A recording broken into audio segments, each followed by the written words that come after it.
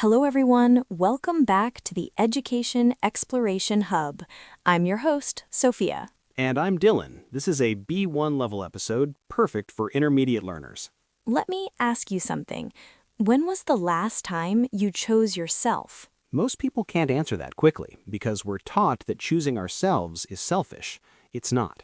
So today, we share simple habits, what to say to yourself on a bad day, how to set boundaries, how to stop being so hard on yourself. Real life situations, work, family, friendships. Practical, not theory.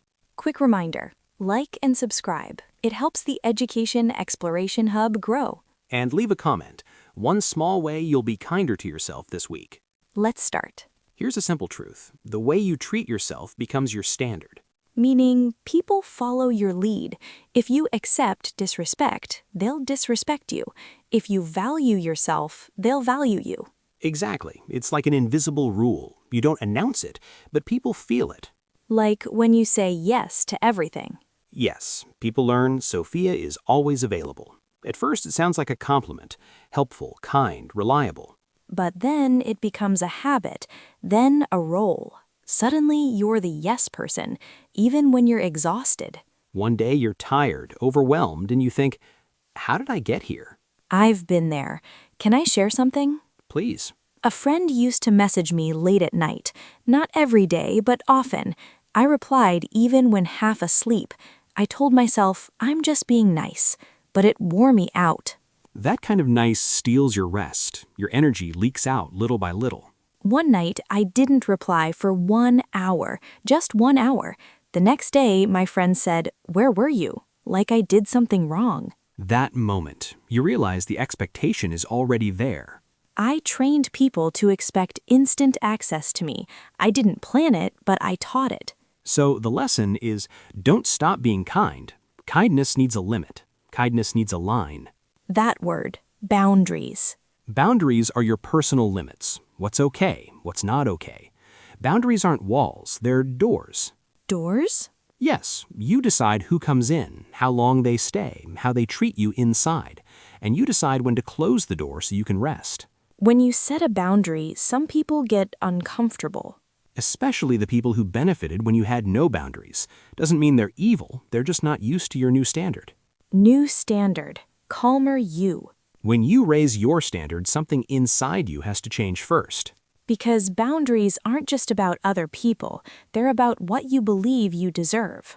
Right, and that brings us to something deeper. Your worth is not up for discussion.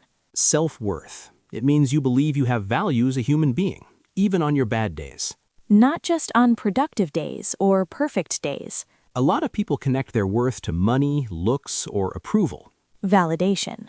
Validation means other people confirming you're good enough. It feels nice, but if you need it all the time, you become fragile. Someone doesn't like you, you crash.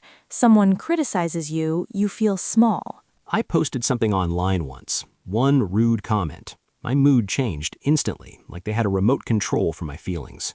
One click, your whole day shifts. Then I realized, why does one stranger have this power? Because you were borrowing your worth from outside. Right. So remember this sentence. My worth is not up for discussion. And this one, I am enough even while I'm improving. That line feels like a deep breath. When you believe that, you stop living for the audience. Stop living for the audience. That feels light. Then you can finally meet yourself, not with big words, with honest noticing. You stop performing. You start paying attention. Knowing yourself comes first. Self-awareness first. How do you love yourself if you don't even know yourself? You can't. Self-awareness means you notice your feelings, your triggers, your needs. Trigger, like a button. Something happens, boom, you react. Someone says one sentence, suddenly you feel angry or sad or insecure. Simple exercise. Ask yourself, what drains me? What gives me energy? Drain means it takes your energy away slowly, like a phone battery going down. For me, doom scrolling drains me.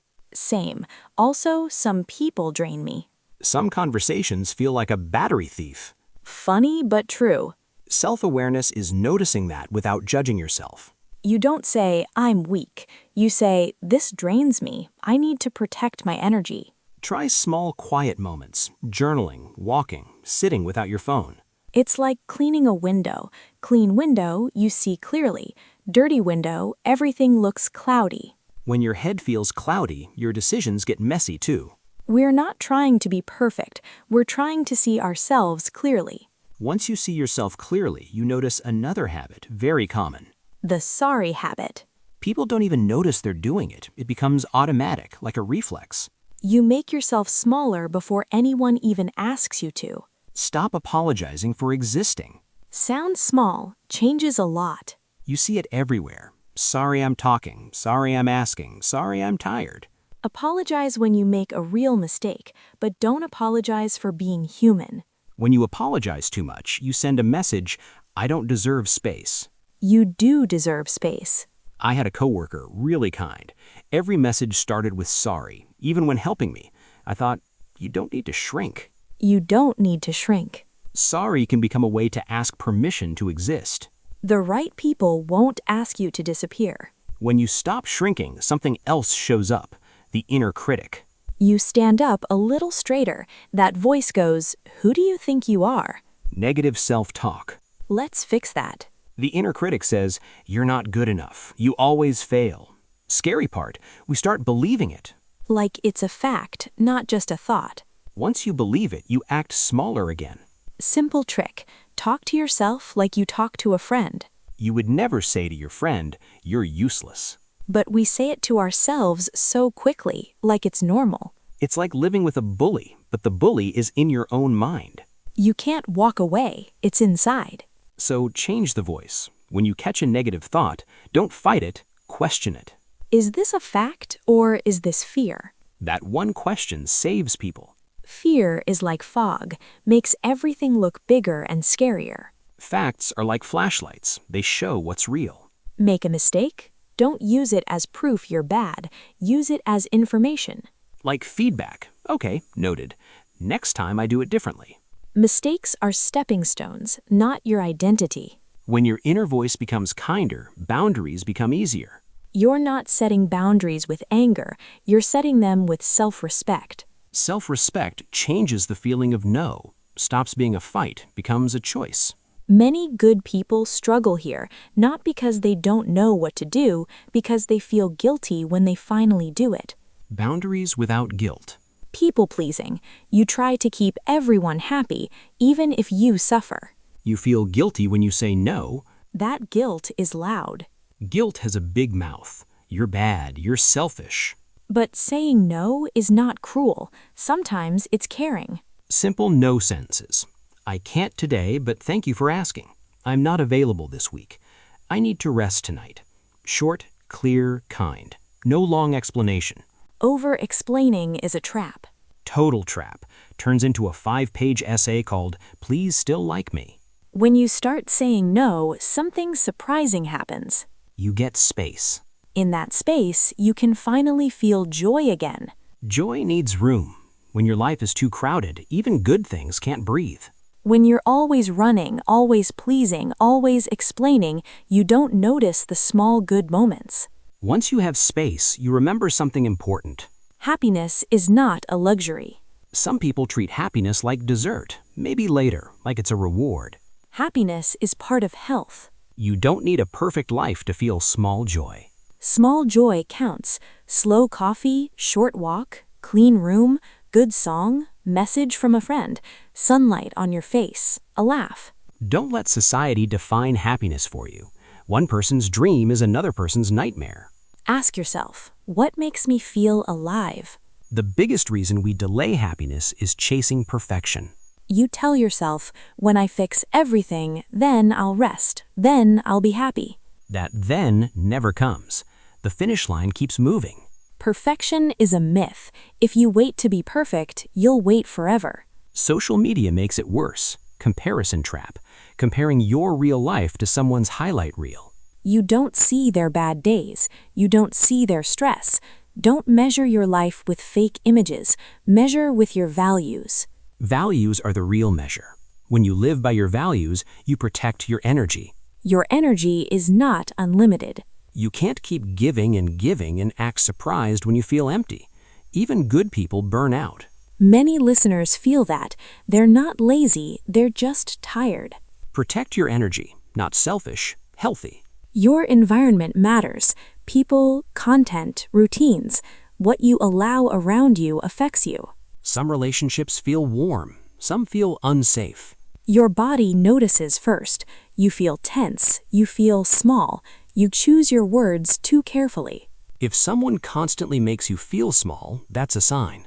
Doesn't mean they're a bad person, just means the space isn't good for you. Sometimes you outgrow people, sad but real. You don't need a big fight, no drama. Sometimes you just step back. Little by little, a little distance, more quiet, more room to breathe. Peace is also a choice. When you choose peace, you become stronger after hard moments.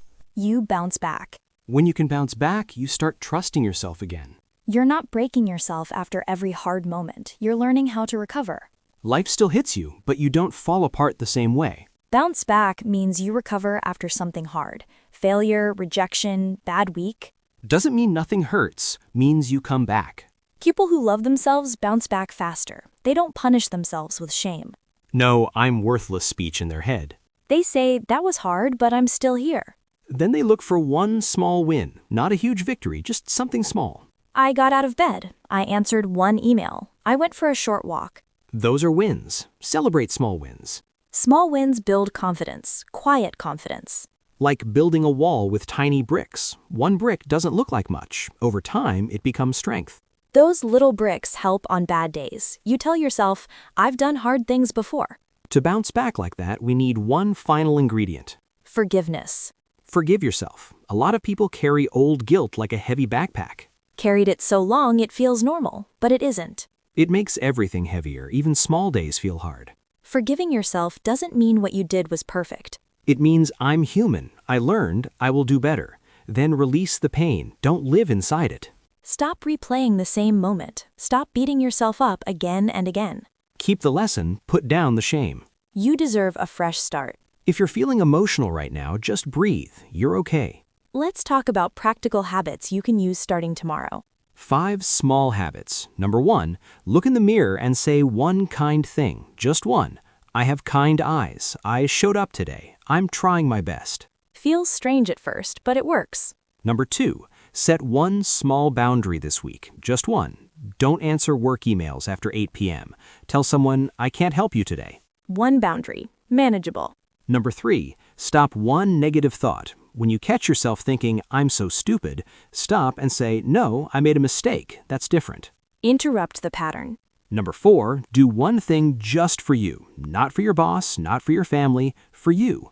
Read 10 pages, take a short walk, cook something you love. 10 minutes of your day. Not selfish, fuel. Number 5, forgive one old mistake. Write it down, say out loud, I forgive myself. I learned, I'm moving on. Then tear up the paper. Throw it away.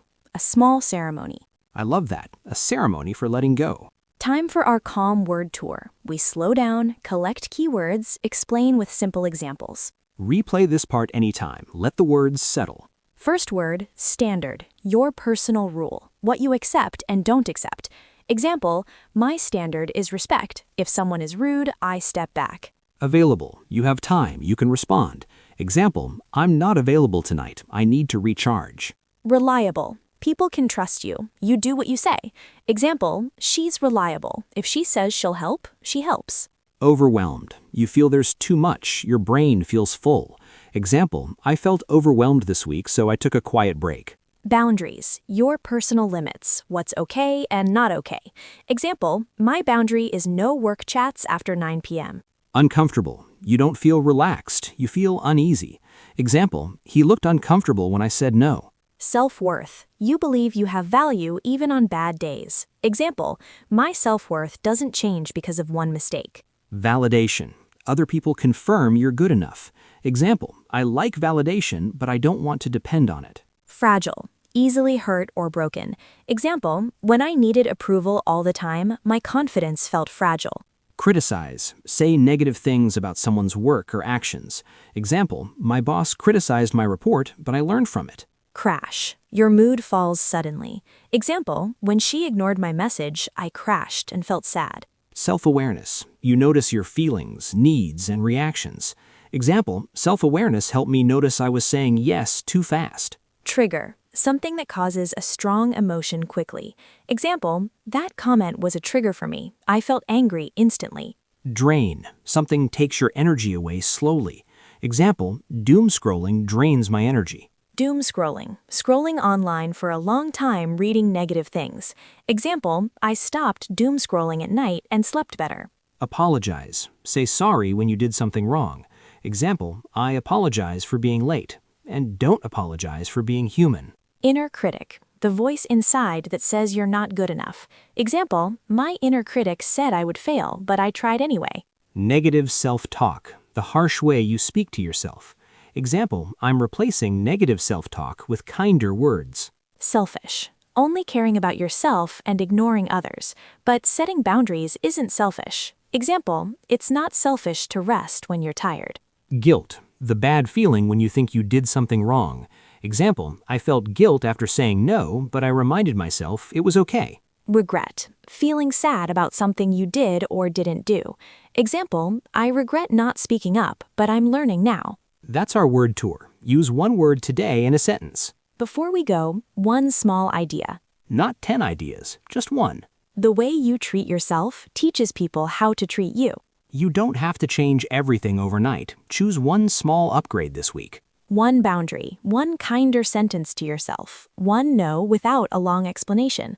Leave a comment. This week, I will, and finish it. We read your comments. They help other listeners too. Like and subscribe. Tell YouTube, yes, more of this. Proud of you for staying till the end. This is Dylan. This is Sophia. You've been listening to the Education Exploration Hub.